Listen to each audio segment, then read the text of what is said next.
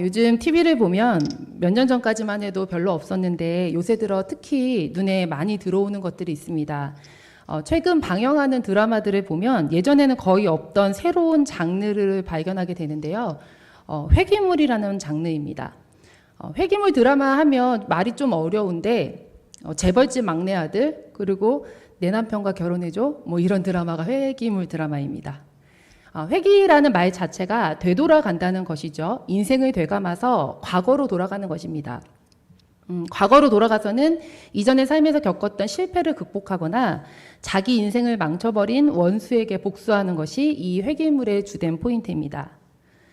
우리 믿는 사람들에게는 회귀라든지 뭐 다음 생애라든지 하는 것은 말도 안 되는 이야기지만 요즘에 이런 회귀물 드라마의 인기를 보면서 이 시대를 살아가는 사람들의 마음과 정서를 다시 한번 생각해 보게 됩니다. 사람들이 왜 과거로 돌아가고 싶어 할까요? 지금의 현실이 만족스럽지 않기 때문입니다. 지금의 현실이 힘들고 지옥 같다고 느껴지기 때문입니다. 요즘 젊은이들이 많이 쓰는 말 중에 이생망이라는 말이 있습니다. 이생망이 줄임말이에요. 이번 생은 망했다. 의 줄임말입니다. 이번 생은 망했다. 이 생에서는 내가 할 수 있는 것도 없고 바꿀 수 있는 능력도 없기 때문에 어쩔 수 없이 이렇게 실패한 인생을 살아간다는 것을 자조적으로 일컫는 말입니다. 그리고 이번 생은 망했으니 다음 생에서는 성공하고 싶다는 의미도 내포되어 있죠. 그런데 요즘 나오는 드라마들을 보니까 주인공이 실패한 인생을 되돌려서 과거로 돌아갔는데 다시 새롭게 시작한 인생을 아주 멋있게 성공하는 것입니다. 나를 힘들게 했던 사람들에게 복수도 하고 나를 무시했던 사람들 앞에서 보란듯이 잘 살아냅니다. 그러니까 이생망이라고 생각했던 사람들은 여기서 대리만족을 느끼는 것입니다.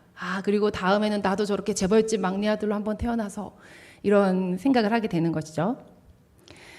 그런데요, 여러분, 만약에 우리가 정말로 그 실패했던 이전 과거로 돌아갈 수 있는 능력이 생겨서 우리 인생을 다시 새롭게 두 번째로 시작할 수 있게 된다면 그럼 우리는 행복해질까요?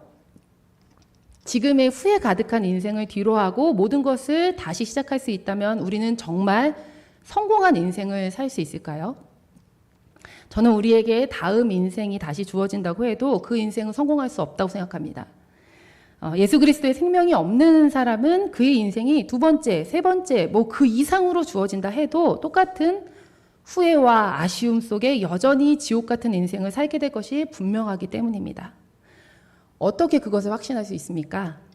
제 말이 아니라 성경에 그렇게 나와 있습니다. 오늘은 이 주제를 가지고 우리 성도님들과 함께 말씀을 나눠보려 합니다. 여러분들은 여러분의 인생에 남은 날들이 얼마 되지 않는다는 것을 알게 된다면 그 남은 시간을 누구와 보내고 싶으신가요? 만약 내 인생이 한두 달밖에 남지 않았다는 얘기를 들으면 누구나 이 소중한 시간을 가장 사랑하는 사람과 보내려고 할 것입니다. 그럼 우리 예수님은 어떠셨을까요? 예수님께서는 부활하신 후에 다시 아버지께로 돌아갈 날이 얼마 남지 않았다는 것을 알고 계셨습니다. 그래서 예수님은 부활 후에 40일 동안에 이 땅에 계셨는데 그 40일 동안을 제자들하고만 시간을 보내셨습니다. 다른 사역을 하지 않으셨어요. 오직 제자들하고만 시간을 보내셨습니다. 예수님이 제자들을 얼마나 사랑하셨는지 알 수 있죠. 그리고 그 40일 동안 예수님은 제자들에게 정말 하고 싶었던 이야기를 하시는데 어떤 말씀을 전하셨냐?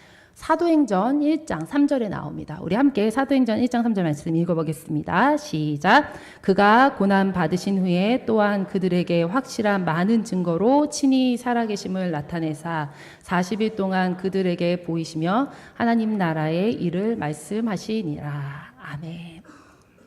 예수님께서 제자들에게 하고 싶은 말씀이 얼마나 많으셨겠어요. 하지만 다른 것이 아닌 하나님 나라에 대해서 가르치셨다는 것이 굉장히 의미심장합니다.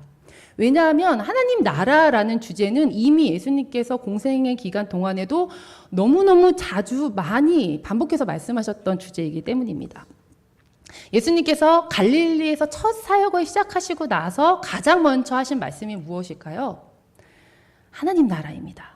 그리고 그 이후에도 공생의 기간 내내 예수님은 하나님 나라에 대해서 말씀하셨어요. 복음서를 보면 예수님의 비유가 많이 나오잖아요. 근데 그 비유도 대부분 하나님 나라입니다. 그러니 제자들 입장에서는 이미 3년 동안 많이 말씀하셨는데 이제 승천이 얼마 안 남은 시점에서도 예수님이 또 하나님 나라를 말씀하시는 것이죠. 예수님 대체 왜 그러셨을까요? 왜 이미 여러 번 설명하셨던 하나님 나라에 대해서 또 설명하셨던 걸까요? 그것은 제자들에게 하나님 나라에 대한 어떤 오해가 있었기 때문입니다. 그리고 그 오해가 오늘날 우리에게도 있습니다. 신약 성경 전체를 살펴보면 신약 성경에는 하나님 나라라는 단어가 141번 나옵니다. 그런데 그 중에서 사복음서에만 113번이 나옵니다. 그러니까 하나님 나라의 대부분은 복음서에 집중되어 있는 것이죠. 그런데 사복음서 중에서도 마태복음에 하나님 나라가 무려 51번, 51번이나 51번이나 등장을 합니다. 복음서에 나오는 하나님 나라의 절반 정도가 마태복음에 다 나오는 것이죠. 그래서 우리는 하나님 나라 하면 대부분 마태복음의 이미지를 가지고 있습니다. 그래서 오해를 하게 되는 것입니다.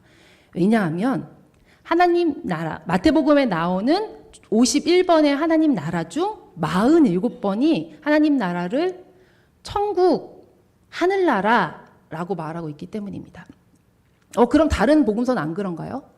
네, 다른 복음서, 마가복음, 누가복음, 요한복음, 그리고 복음서 외에 사도행전이나 로마서에도 천국이라는 단어는 나오지 않습니다. 대신 하나님 나라라고 말합니다.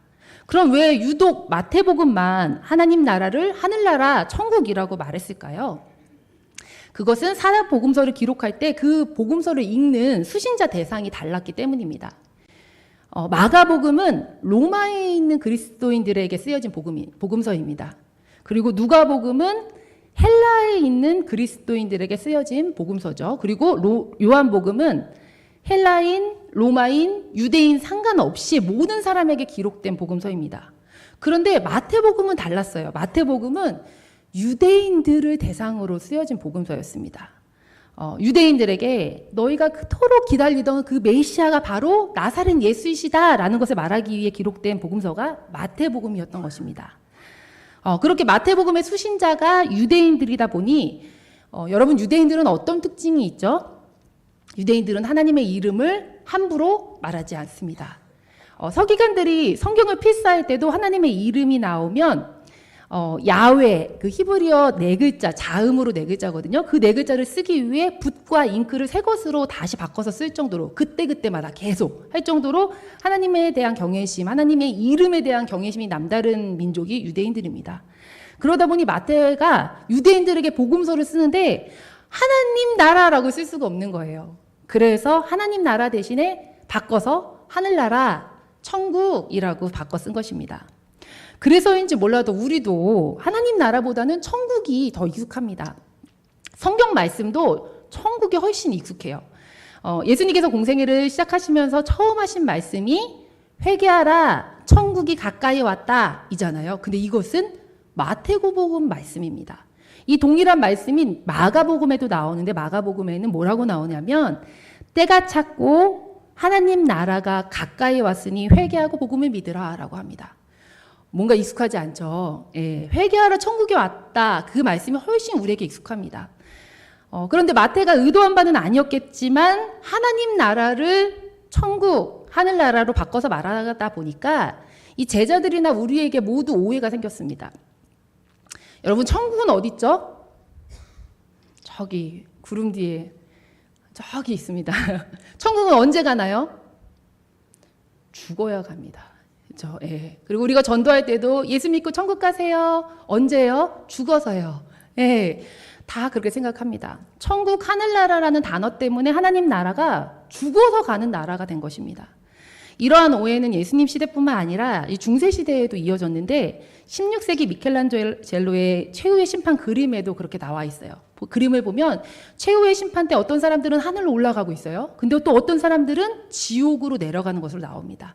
이 당시 사람들도 중세 사람들도 그렇게 생각했던 것입니다. 죽어서 가는 나라, 하늘나라, 위로 올라가는 나라. 이 이미지가 아주 강력하게 있었던 것이죠. 하지만 여러분, 예수님이 말씀하신 하나님 나라는 하늘에 있는 나라의 의미가 아니었습니다. 성경을 보면 예수님께서 직접 하나님 나라에 대해서 설명해 주신 부분이 나옵니다. 바리새인들이 예수님께 질문했을 때 대답하신 부분인데 오늘 본문 누가복음 17장 20절에서 21절입니다. 우리 함께 읽어보겠습니다. 시작. 바리새인들이 하나님의 나라가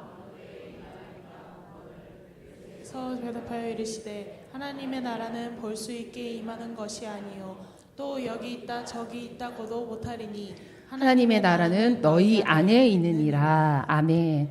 하나님의 나라는 여기 있는 것도 아니고 저기 있는 것도 아니라고 하시죠. 당시 유대인들도 사람이 죽으면 어떤 이는 스올로 내려가고 어떤 이는 천국으로 올라간다고 생각했어요. 그러나 예수님은 하나님의 나라는 어디 가야지 있는 장소적 개념이 아니라는 것입니다. 오히려 하나님 나라는 너희 안에 있다고 하십니다.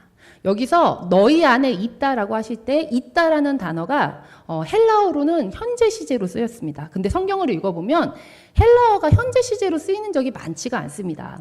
하나님의 임재를 뜻할 때 그럴 때나 현재 시제를 쓰는데 예수님이 여기 하나님의 나라가 너희 안에 있다라고 하실 때 현재 시대를 사용하신 것입니다. 그러니까 예수님은 하나님의 나라가 먼 미래 일이 아니라 현재 이루어진 나라, 지금 여기서 내가 누리는 나라라고 가르쳐 주신 것입니다. 그럼 대체 이 땅에서 누리는 하나님 나라가 뭘까요? 누가복음 4장을 보면 예수님께서 첫 번째로 하신 설교가 나오는데요. 좀 길지만 우리 4장 16절부터 21절 말씀 읽어보겠습니다. 시작. 예수께서 그 자라나신 곳 나사렛에 이르사 안식일에 늘 하시던 대로 회당에 들어가사 성경을 읽으려고 서시매 선지자 이사야의 글을 들이거늘 책을 펴서 이렇게 기록된 데를 찾으시니 곧 주의 성령이 내게 임하셨으니 이는 가난한 자에게 복음을 전하게 하시려고 내게 기름을 부으시고 나를 보내사 포로된 자에게 자유를 눈먼 자에게 다시 보게 함을 전파하며 눌린 자를 자유롭게 하고 주의 은혜의 해를 전파하게 하려 하심이라 하였더라. 책을 덮어 그 맡은 자에게 주시고 앉으시니 회당에 있는 자들이 다 주목하여 보더라. 이에 예수께서 그들에게 말씀하시되 이 글이 오늘 너희 귀에 응하였느니라 하시니. 아멘.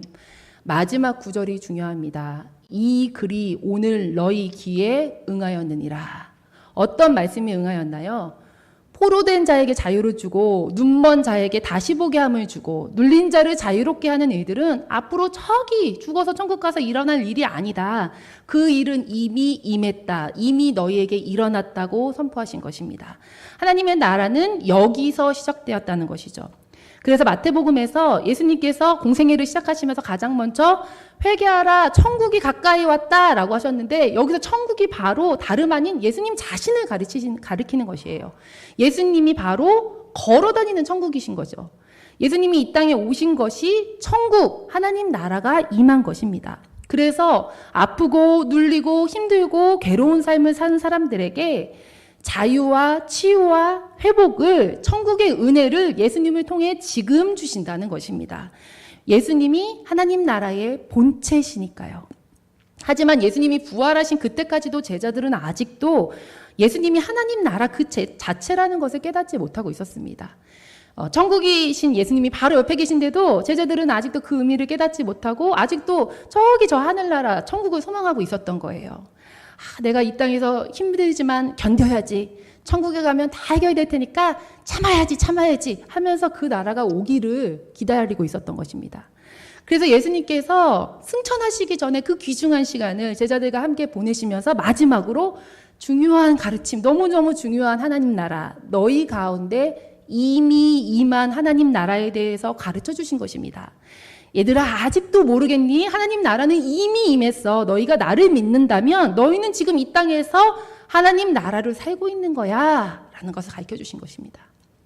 성도 여러분, 여러분들에게도 이 세상은 굉장히 힘들고 고통스럽고 슬프고 내가 노력해도 되는 게 없는 그런 절망스러운 세상이십니까? 그래서 여러분들도 이 생 망이신가요? 이번 생은 망했다. 그래서 저 천국을 소망하십니까? 아닙니다. 여러분, 예수 그리스도가 하나님 나라입니다. 그리고 우리는 그 예수를 가진 자들입니다. 그러니까 하나님 나라를 가진 자들이죠. 그래서 이전과는 다른 삶, 천국의 삶을 누리며 사는 것입니다. 병든 자가 치유되고 눈먼 자가 눈을 뜨고 갇힌 자가 자유하게 되는 일들이 저기 하나님 나라에 가서 나중에 성취되는 것이 아니라 예수님으로 인해 이미 이루어진 일이고 오늘날 지금 우리에게도 역시 이루어진 일이라는 것입니다. 내 안에 예수의 생명으로 가득 차 있기 때문에 이미 내 삶이 천국입니다. 하나님 나라입니다. 여러분들이 예수님이 주시는 그 자유와 회복의 천국의 삶을 살아가시기를 예수님의 이름으로 축복합니다. 제가 유럽에서 목회하시는 어떤 목사님의 설교를 우연히 듣다가 들은 이야기입니다. 그 목사님 교회에 어떤 노 부부가 출석을 하고 계셨는데 남편 할아버지는 젊은 시절부터 구두 닦는 일을 하셨다고 해요. 그런데 그 할아버지의 아내 되시는 할머니의 평생 소원이 크루즈 여행 가보는 것이었다고 합니다. 우리 유럽 사람들은 우리나라 사람들하고 조금 다르게 우리나라 사람들은 그렇게 크루즈 여행을 선호하지 않잖아요. 근데 유럽 사람들은 크루즈 여행을 그렇게 좋아한다고 하더라고요. 크루즈를 타고서 그 배에서 한 달 동안 묵으면서 북유럽을 이렇게 한 바퀴 돌고 오는 그런 여정인데 할머니가 늘 그 크루즈 여행을 가고 싶어 하셨어요. 근데 너무 비싸니까 가기가 쉽지 않았는데 더 나이가 들면 못 갈 것 같아서 할아버지가 돈을 열심히 모으셨습니다. 여행 비용이 한 사람당 800~900만 원 정도 되는데 구두를 닦으시면서 그 몇 년 동안 그 돈을 열심히 모았습니다. 그리고 드디어 크루즈 여행을 갈 여비가 모아져서 이제 온 성도들이 잘 다녀오시라고 축하해주고 이 노부부가 크루즈 여행을 떠났습니다. 크루즈를 저도 안 타봐서 모르는데 그 배에 모든 게 다 있다고 하더라고요. 극장도 있고 수영장도 있고 볼링장도 있고 당구장도 있고 헬스장도 있고 카지노도 있고 콘서트홀도 있고 뭐 이것저것 없는 거 없이 다 있는데 진짜는 거기 레스토랑이 정말 대단하다고 합니다. 이 크루즈 안에 있는 고급 레스토랑인데 새벽마다 직접 낚시를 해갖고 그 생선으로 그날 요리를 하는 거예요. 그래서 할머니가 거길 너무 가고 싶어 하시는데 할아버지가 레스토랑 갈 돈까지는 못 모으신 거예요. 그래서 거기 가는 사람들을 늘 부러운 눈으로 이렇게 바라만 봤어요. 사실 이 할머니 할아버지는 배에 타기 전에 한 달 동안 먹을 바게트 빵을 이렇게 배낭에 짊어지고 타셨어요. 그래서 이제 계속 그 바게트 빵을 드시면서 배에서 계셨던 거였는데 이 할아버지가 안 되겠다 싶으셔서 배에 있는 사람들의 구두를 닦기 시작했습니다. 그래서 돈을 모았어요. 한 달 동안 돈을 모아서 배에서 내리기 딱 이틀 전에 할머니를 데리고 레스토랑에 간 거예요. 할아버지가 레스토랑 문을 탁 열고 들어가서 여기서 가장 비싼 게 뭐요? 라고 물으니까 이제 매니저가 당황해서 어르신 저희가 뭐 실수한 게 있나요? 왜 그러십니까? 라고 물었어요. 그러니까 할아버지가 내가 오늘 여기서 식사하려는데 가장 비싼 게 뭐요? 이렇게 큰 소리로 이제 돈이 있으니까 당당하게 이제 물어본 거예요. 그랬더니 그 매니저가 하는 말이 네 어르신 저희 음식값은 크루즈 비용에 다 포함되어 있습니다. 여러분 실화라고 합니다. 그 목사님 교회에 계시는 정말 그 노 부부가 겪은 일이시래요. 배에 탄 사람은 그냥 가서 먹기만 하면 되는데 이 할머니 할아버지는 그걸 모르시고 그 한 달 동안을 짊어지고 간 바게트 빵을 드셨던 거예요. 당연히 누릴 수 있는 권리를 누리지 못했죠. 나에게 주어진 특권이었는데 그걸 모른 채 지냈습니다. 정말 안타깝죠. 그런데 이 할머니 할아버지가 하신 행동이 딱 우리 같다는 생각이 듭니다. 우리도 그렇게 살고 있진 않나요? 나중에 우리가 죽어서 정말 예수님을 만났는데 예수님 제가 세상에 살면서 얼마나 힘들었는지 아세요? 너무 힘들고 괴롭고 죽고 싶고 우울하고 슬프고 몸도 너무 아프고 그래서 정말 천국 가는 날만 손꼽아 기다리고 살았어요. 너무 힘들었어요. 그렇게 말하면 예수님이 왜? 라고 하실 거예요. 아니 왜 그랬어? 내가 너에게 하나님 나라를 이미 주었는데 그러기 위해서 내가 십자가에서 죽었는데 너는 내가 준 행복과 기쁨과 자유함과 용기와 위로와 치유와 회복을 못 누렸니? 내가 이미 네 마음속에 천국을 심어놨는데? 이러실 거예요. 아마 우리 중에도 예수님께서 이미 값을 다 치러놓으신 천국을 이 땅에서 못 누리고 가는 사람이 분명히 있을 것입니다. 세상 속에서 내 고통, 내 슬픔 속에서 너무 힘들어서 허우적대다가 내 안에 이미 존재하고 있는 하나님 나라의 특권을 누리지 못하고 가는 사람이 안타깝지만 분명히 있을 것입니다. 우리가 잘 알고 있듯이 사도 바울만큼 사는 동안에 고난을 당하고 사람들에게 미움받고 몸도 아프고 정신적으로도 스트레스 받은 사람이 없죠. 그런데도 사도 바울은 로마서 8장 37절에서 그러나 이 모든 일에 우리를 사랑하시는 이로 말미암아 우리가 넉넉히 이기느니라 라고 말씀합니다. 우리가 이 세상 살면서 겪는 고난과 아픔과 어려움을 겨우겨우 이기는 게 아니라 예수로 말미암아 넉넉히 넘치게 풍족하게 승리한다는 것입니다. 왜 그럴까요? 내 안에 예수의 생명이 고난과 슬픔과 질병을 압도적으로 이기기 때문입니다. 주님이 주신 내 안에 천국이, 내 안에 하나님 나라가 이 세상을 넉넉히 이기고도 남는 능력이 되는 것이죠. 또 사도 바울은 고린도후서에서 이렇게 말합니다. 우리 4장 16절 함께 읽어보겠습니다. 시작. 그러므로 우리가 낙심하지 아니하노니 우리의 겉사람은 낡아지나 우리의 속사람은 날로 새로워지도다. 아멘. 우리의 겉사람, 겉모습은 점점 나이가 들어서 힘들어지고 약해지고 낡아지지만 우리 안에 예수 그리스도 그분의 천국이 있습니다. 그렇기 때문에 우리는 나날이 매일매일 새로워질 수밖에 없다는 것입니다. 이것은 바울만 누리는 은혜가 아닙니다. 마음속에 하나님 나라를 가지고 사는 사람은 누구나 속사람이 낡아지지 않습니다. 날마다 새로워집니다.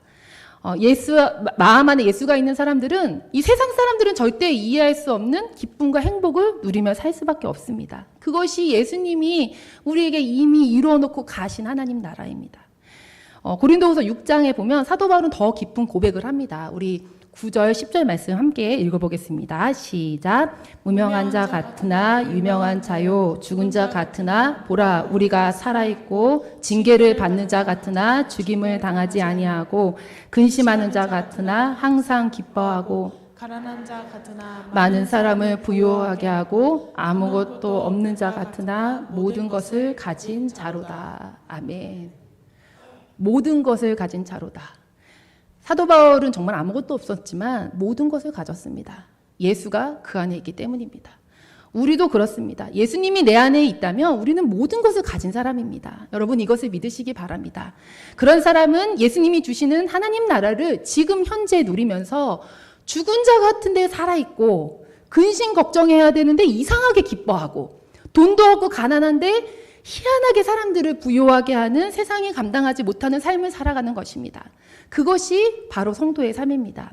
그 모든 것, 하나님 나라가 이미 우리 안에 주어져 있습니다. 이미 값이 치러진 천국이 우리 안에 임하여 있습니다. 우리가 누리면 되는 것입니다.